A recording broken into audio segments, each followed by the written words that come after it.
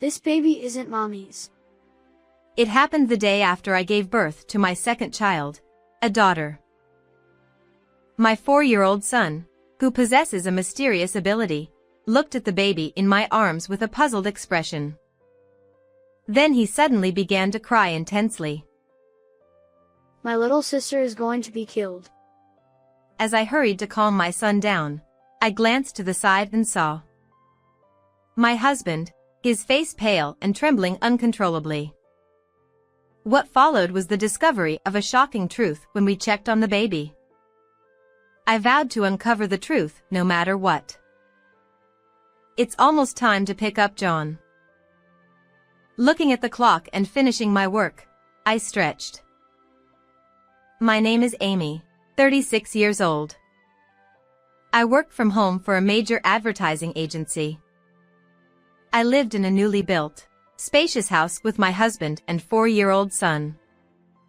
I met my husband Mark through a friend 7 years ago and got married. He graduated from a prestigious university and worked as a pediatrician at a general hospital. He had a kind personality and was understanding of my work, a husband I was proud of. Shortly after our marriage, our son John was born. When John turned 3, my wealthy in-laws built us a splendid house. I felt fortunate to have a kind doctor for a husband, an adorable son, and a house in the city. When John had just turned 4, he suddenly pointed to my stomach and smiled. Mommy, there's a baby in your tummy. What? John? John just smiled cheerfully. Though I was bewildered, something came to mind, and I went to the hospital the next day. There, I was told by the doctor that I was in the early stages of pregnancy. I was genuinely happy about the news of my second child. When I got home, I told my son that I was pregnant. John, there's a baby in mommy's tummy. You were right. Yeah. It's a girl. I'm going to be a big brother. Even though it was too early to know the gender, my son insisted it was a sister. How did John know there was a baby? The baby said, I'm here. I had always thought my son might have a mysterious ability. Once, when we visited my parents' house, John looked at my father and cried. I see something hazy in Grandpa's chest. Shortly afterward, my father was diagnosed with an illness, but it was caught early and didn't turn into anything serious. Maybe John has some mysterious power. I told my husband Mark. He dismissed it as unrealistic and laughed it off, though. Anyway, the news of my second pregnancy was a cause for celebration. I informed Mark, who had come home late, about the pregnancy. Really? That's wonderful! We had a hard time conceiving, so this makes me very happy. Take care of yourself. As expected, my husband was overjoyed and hugged me tightly. At that time, Mark often worked overtime or night shifts and was rarely home in the evenings. And, Mark. This time, since John has preschool, I can't go back to my parents' house for the delivery. It would really help if you could take parental leave. Mark's face suddenly darkened. That's impossible. You know about my job, right? We're already short-staffed. I can't take parental leave. Isn't there any way? If you inform the hospital early, can't they manage somehow? Impossible is impossible. How about asking your mom to come after the delivery? All right. I'll talk to my mom. Mark adored John, but due to his busy schedule, he left most of the childcare to me. Although it was tough for me since I was working as well, I managed to handle the housework and childcare every day. In the end, we decided that my mother would come to help after the birth of our second child. I felt a bit lonely because I wanted to raise the child together with Mark, but I understood his job as a doctor and didn't complain. After that, my pregnancy went smoothly without much morning sickness. When I was 6 months pregnant, there was a spring concert at John's preschool. Please try to get a day off and watch John on the concert day. I understand. I've already taken the day off and will definitely be there. My husband promised, but on the day of the concert, he called and said, "I can't come because of an urgent job." I watched John alone and felt discontent towards Mark. After the concert, I brought John home and waited to confront Mark when he returned. Suddenly, John pointed at the TV screen. There's a lady who is friends with Daddy. What? The TV was showing a rerun of some variety show. On the screen was a beautiful celebrity, laughing loudly and clapping her hands. I thought John was just saying something random and didn't pay much attention. When John went to bed and Mark came home, I wanted to confront him about missing the concert, but he looked unusually pale. He seemed so strange that I decided not to press him. Maybe something serious had happened at work. After that, Mark seemed troubled, but he didn't share it with me. I assumed it was work-related and chose to quietly support him. As my due date approached, Mark was busy and couldn't take time off. 2 days after the due date, I finally felt labor pains. I immediately contacted Mark to pick me up, but he didn't reply. Feeling disappointed, I called my mother, left John with her, and headed alone to the hospital where Mark worked. By the time I arrived, the labor was progressing, and I soon gave birth. Hearing the sweet first cry, I felt relieved. The midwife handed me the newborn baby. "Your name is Emily. Thank you for being born safely." I noticed a small red birthmark on Emily's back. After handing Emily back to the midwife for further care, I returned to my room and fell into a deep sleep after the exhausting delivery. When I woke up, Mark was beside my bed, looking at me. Are you awake? I'm sorry I couldn't be here. You did great with the delivery. Hearing Mark's gentle voice, I felt relieved. At that moment, the midwife brought the baby. I'll bring John soon. He's excited to meet his sister. Mark left the room, and I smiled as I watched the sleeping baby. A while later, Mark brought John. "John, you did well at home. Look, this is your sister, Emily." When I showed him the baby, John frowned. This baby isn't Mommy's. What? As I was puzzled, John suddenly filled with tears and looked scared. My sister is going to be killed. He then started crying loudly. "John, what's wrong? Come here."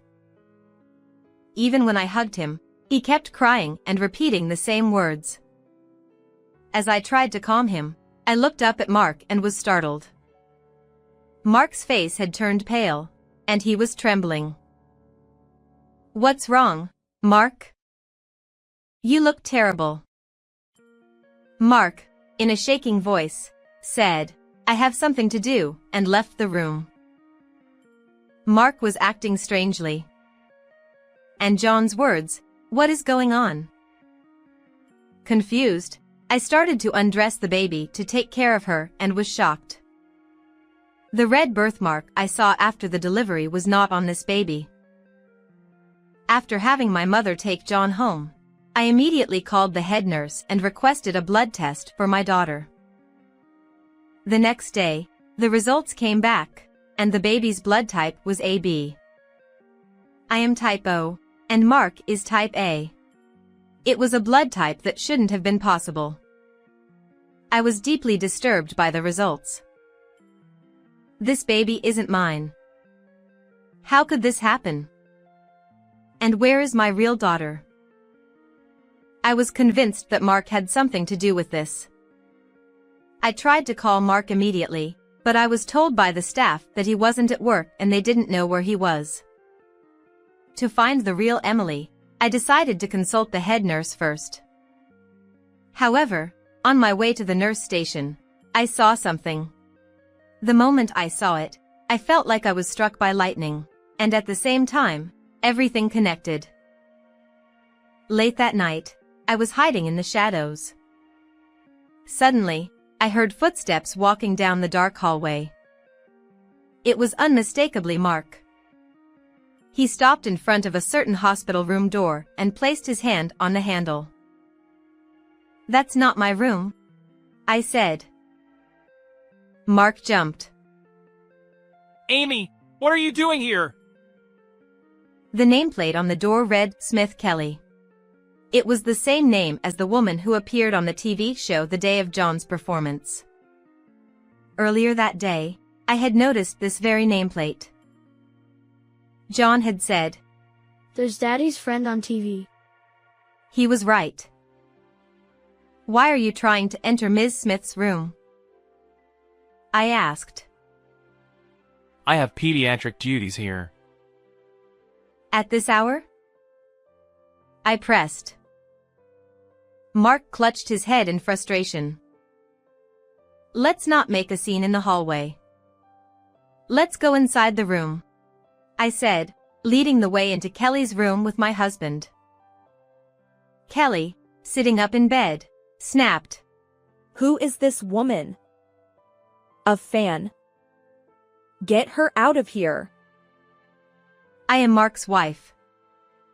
"Now, let me see the baby," I demanded, ignoring her outburst. I peeked into the crib next to Kelly and saw the baby with the familiar birthmark on its back.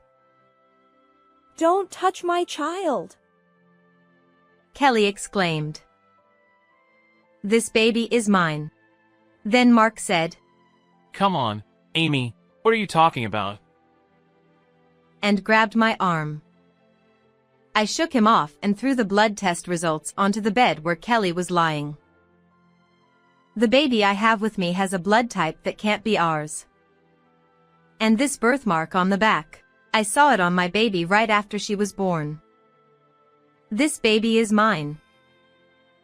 As I spoke rapidly, Mark tried to placate me with a wry smile. Amy, you're mistaken.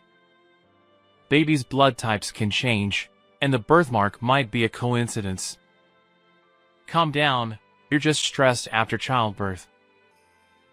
"We can settle this with a DNA test," I said, lifting the baby and glaring at Mark. He turned pale. "Why were you in her room in the first place, and at this hour? Explain yourself," I demanded. Kelly sighed and rolled her eyes. "Oh well, the jig is up." "You've been having an affair with my husband," I accused. Kelly admitted their relationship. They met at a party, and despite knowing he was married, she pursued him because he was a doctor. By the time she realized she was pregnant, it was too late to do anything but have the baby. When Kelly found out she was pregnant was around the time of John's performance. That was why Mark missed the performance and came home looking so distressed. Suppressing my rising anger, I asked, "I know that you two were having an affair and that we were both pregnant around the same time. But why switch the babies? Only you, working in this hospital, could have done it." When I glared at Mark and said this, he exhaled and shrugged his shoulders. Kelly said she had no intention of raising the baby even if she gave birth. Kelly nodded as if it was the most natural thing in the world. "Right now, I'm on a break, but I plan to return to my career as a celebrity soon. I don't want the public to know I had a child out of wedlock, and I don't even like kids." As a mother, I couldn't believe what Kelly was saying. Kelly didn't want to keep the baby and threatened to either abandon it or worse. I couldn't let that happen. but I also couldn't let you find out. But why switch the babies? I demanded angrily. Mark averted his eyes. Because Kelly is prettier, and I thought the baby would be, too. What? I also want a cute daughter. That's why I thought you should raise her. At that moment, I was silently seething with anger. Come on, Amy, I thought you could raise both. I'd make enough money to support you. Isn't that enough? Mark suggested. Kelly chimed in. Yes, that's a great idea. My child will undoubtedly be prettier. I was furious. Are you out of your minds? Switching babies for such a shallow reason? And you were going to dispose of my baby? You despicable people. Mark tried to calm me down, but I cut him off with a cold voice. Do you think you can get away with this? Using your position as a doctor? Mark smirked. Of course. I'm trusted here. I can cover this up. I wouldn't be so sure.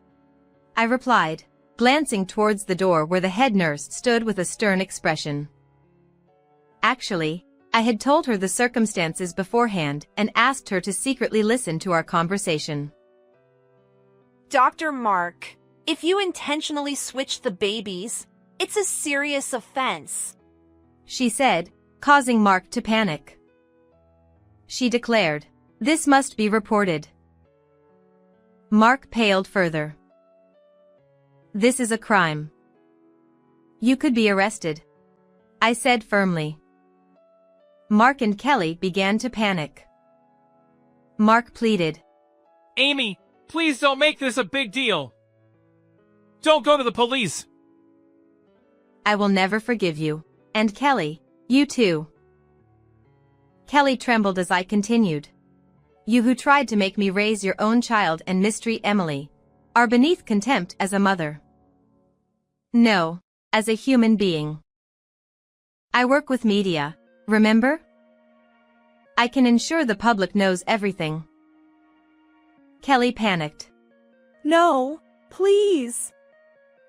If this gets out, I'll lose everything. I beg you. Both of them fell to their knees, begging for forgiveness. Never. We're getting divorced, Mark. And you both will pay for this, I stated firmly. Mark was taken away by the head nurse, and Kelly cried loudly in her bed. I left without looking back, carrying Emily back to my room. Later, DNA tests confirmed the baby swap. Mark faced no legal consequences but was disgraced. I divorced him, received $50,000 in alimony, and half of the child support up front. We agreed he'd pay $2,000 monthly for the rest. I leaked the story to the press. Kelly was ostracized and disappeared after paying alimony. Her baby was raised by Mark's parents, who disowned him. Mark now works in a remote hospital to support 3 children. I raise my 2 children alone, finding immense joy in their bond and playfulness. I strive to maintain this happiness. How did you like this story? Please subscribe to my channel, and I'll see you in the next video.